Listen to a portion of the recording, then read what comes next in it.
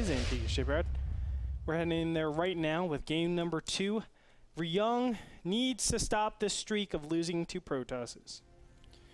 It's unfortunate because he has so much experience with the Koreans, and he doesn't do too well. As you said in the beginning, he is a player that has been very successful in the foreign scene, but this is the upper echelon of the foreign players. HasuObs is known to have some of the best Protoss versus Terran in the world. And actually, I want to mention one thing. He was the only person in the group stages to beat Puma.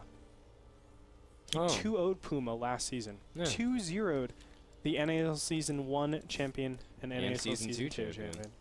Puma, of course, who should be playing in the Sunday Showdown this Sunday, so make sure to check out and get your pass for that. But let's introduce our players here. All right, let's do it.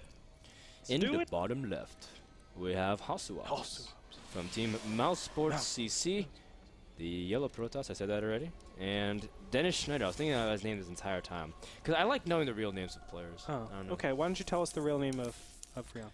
All right, so in the top right corner, we have the red Terran. He goes by Slayer's Ryung. His real name is Kim Dong-won. Very good. What's his first name? What's his last name? His first name is Dong-won. His last name is Kim. Boom. Oh, yeah! That's what I'm talking about, baby. That's preparation. That's right. Dude, you are so handsome today. Thank you. Thank you. You too, Andre. Thanks, sir. But, look at this. We see the probe is locked in to the Terran base. Ryung will not let him leave. And you see the Marine is inevitably going to execute him. Sad day. Probe will try to get out here. Scouts no gas. Really important.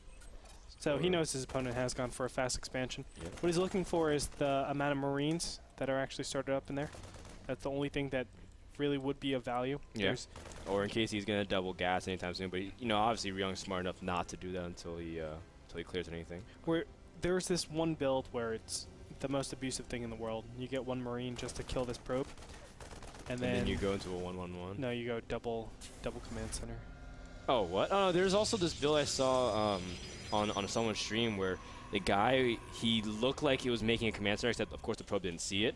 And then a double gas. Oh, it was Marine King Prime. That's what he did. He made it look like a command center, and then he double gassed and went 1-1-1. And Protoss was completely caught off guard. So there's some savage mind games you can play.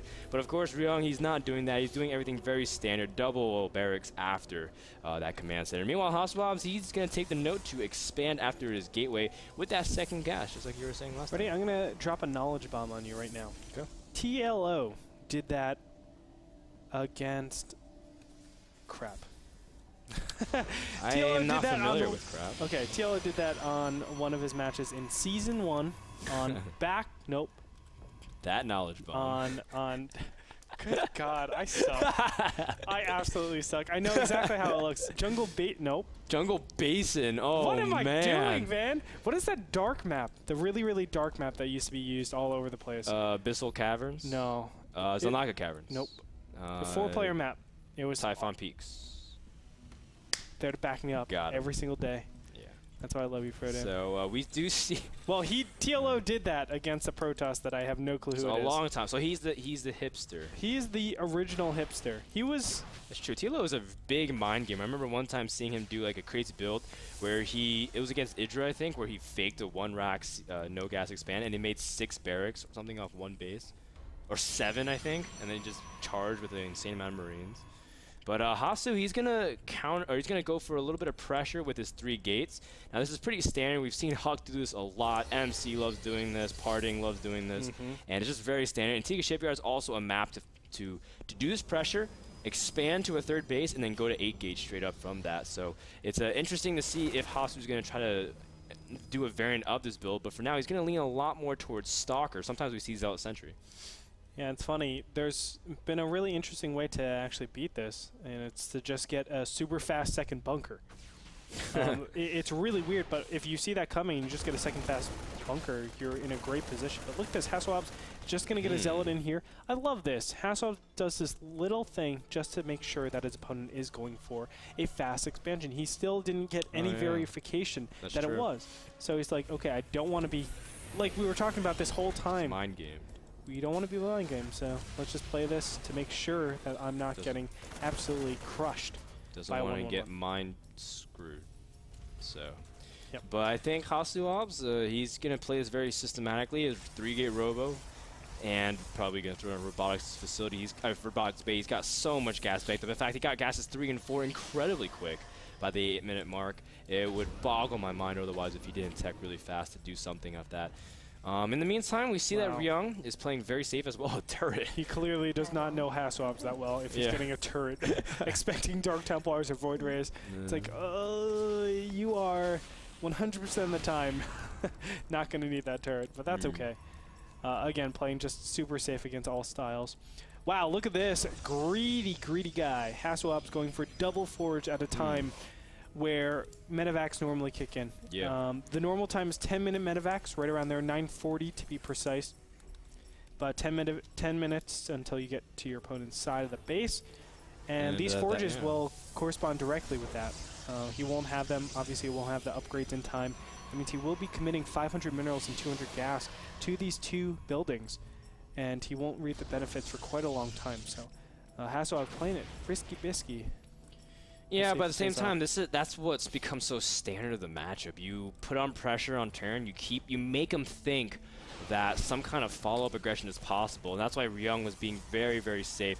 And you can see, he's like, whoa, wait, there's no timing from Protoss. Like, if he wanted to go for 5-6 gate to kill me or something, immortal timing of some sort, he would have done it already.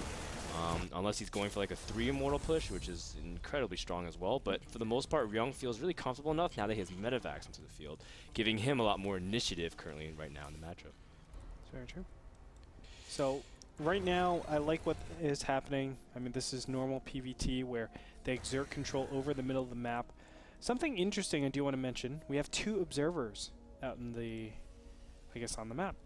And I really like that. This is something that's overlooked so many times by Protosses. A lot of times you don't see this because they're saying, oh, I want these observers out ASAP, or excuse me, I want these Colossus out ASAP to deal with the drops. But actually, if you have units in positioning, you can deal with the drops just as easily. Huh. Well, we see that instead of going for any kind of drop or harassment, you see that Ryung is falling back, scouting no fast third. Yes. And going to get his own third. That's right. At the same time, Hasu is powering incredibly hard. You can see he's doing a little bit of the same of what he's doing last game. Except, of course, he got his Colossus count a little bit later compared to upgrades just for the security. Antigua Shipyard's a lot different map compared to Belshire Beach in terms of the avenues of attack. There's pretty much just one main area. So HasuObs being a little bit safer, I think, in terms of the mid-game. But nonetheless, he can't let this third go up for too long or he's going to fall way too far behind. Well, if he does let this third go up, and he will have some sort of timing.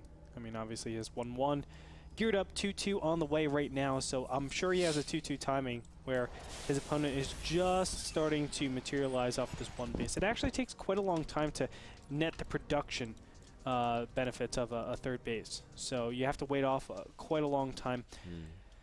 And I don't know if he's there just yet. You can see the supplies are very similar, 122 to 124 at this point. Both of them are at equal harvesters, but of course, almost three mules will give him that extra, what is that, 13 and a half harvesters. Yeah, I was about to say, man, I feel like if there's any race that's easy in terms of accommodating a third base saturation-wise, it normally would be Terran. Yeah. But nonetheless, you can see that Ryung is anxious to keep gassing. But sorry, what were you saying? I'm sorry. Oh, I just noticed this is a 2-base all-in by HasuObs. Yeah, he's faking the third with his pro. Yeah. And this is similar to what TT1 did actually on Antigua Shipyard. Well, he still might get it. Don't get me wrong. He might just get the Nexus just for, kind of insurance a little bit. Yeah, like try to keep him and thinking. He has to push out with his 2-2. I can't see him just staying here. Well, I mean, at the same time, it is HasuObs. Yeah, too. That's true. It's like this is the mind games that Ryung might actually be thinking too. If you really dive deep into the mindset of a player. The big thing is that 2-2 did finish for HasuObs, and so if he was going to go for timing, it would have already happened. Either way, it's going to be slightly late. Yep. You can see that he's also teching behind this wall, expanding, so he doesn't really mean to push out them, does he?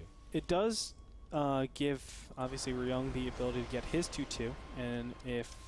Actually, it just takes 30 seconds. Trying to circumvent the watchtower. Yeah, that's what he's trying to do. And this will be very successful. Oh my god, the Marines and Marauders won't be in position. Oh, There's 3 Colossus here, and the Vikings are straggling behind. Okay, now this isn't the greatest position actually for HasuObs, but just because. Oh my God, this is great. Never mind. Yeah, he's now at the I was about to say he's gonna get cornered in. And he still Stalkers. will. To an extent. Well, I feel like the stock. Well, they have blink, so that could create a lot of rearrangements. And the big thing is Hasu can kill the workers, and the sentries are very exposed. In fact, Hasu throwing down panic force fields to try to block off the units from ever coming up. And you can see right now, Hasu really just wants to kill the third and get out of here as fast as he can, but Ryung has something to say about that. He is not going to let him leave without a fight. The Vikings engaging on the Colossus directly. A force field trying to block out the units from the right. But you can see that the Colossus that are reinforcing are going to drop immediately. Ryung cleaning up a significant part of the Protoss army, and it doesn't matter that the fact that he lost his third. Ryung is going to completely crush whatever Hasu has. HasuObs did not target down those Vikings. That was the #1 thing he had to do. All the power came with this Colossus, so if he loses them, it's over. The gateway units are obviously ineffective here. Now he does have High Templars and Storm to back up into. Actually, okay, he does have Storm. So that's kind of nice. No ghosts out in the field. He does have charge for his Zealots. No, he doesn't. God. Yeah, with concussive shells, those Marauders will be able to kite the Zealots beautifully. Basically until you guys want to catch the Division 3 broadcast. So if you, that's how long the Marauders can keep cutting Zealots for with concussive shells. You can see that Hasu is running out of options here defensively. He's trying to get an Immortal out just because it's quicker. Of course, he would love to get another Colossus out, but the fact is, Ryung is completely in control in terms of the pace of the game. You can see the Factory keeping tabs on location of the army as well, so you can try to see if you can mind game there. What's also really good is that Ryung's been not only dropping, as you can see in the main, but he's been killing observers, making sure to keep Protoss in the dark. I do want to mention 3-3 has not been upgraded just yet, and that's a pretty crippling blow. Not having charge out anywhere soon, not having 3-3 coming out, so you can't even back up into anything. That's really tough. And now Ryung's going to move in here, and it looks like HasuObs is not going to be able to weather the storm. Yikes. Marines and Marauders sniping out the High Templars, and those Zealots are just so slow. They can be cut forever, as you said, 10,000 years. Yeah. I'm pretty sure Vanessa Carlton actually made a song about that. 1,000 miles, man. 1,000 miles, man. So GG and congrats. HasuObs is going to tap out here in game number 2. Ryung. See, his name is Dong Wong Kim. There it is. Not Kim Dong Wong. Well, Kim Dong Wong if you say it the Korean way. Yes.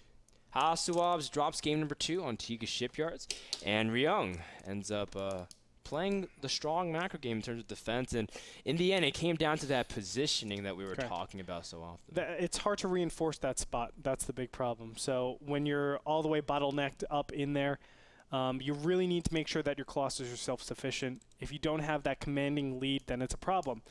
And being up there for so long, you're able to get, you know, that extra 1 or 2 round of Vikings. So it's really difficult. There was actually a straggling Colossus that was trying to reinforce, but obviously it did absolutely 0 damage. So that's why you had HasuObs just blunder pretty hard there, and he lost way too much for him to be anywhere relevant in the rest of that game. Guys, that game was brought to you by Azo, the people who provide the monitor for NASL. And guys, also someone asked how old is Ryung. He's actually 21 years old. He's my age. So that's really cool. But guys, nonetheless, we'll be back with game number 3, the deciding game between these series, between HasuObs and Ryung. Find out who will take the series and consequently move up in the division right after this.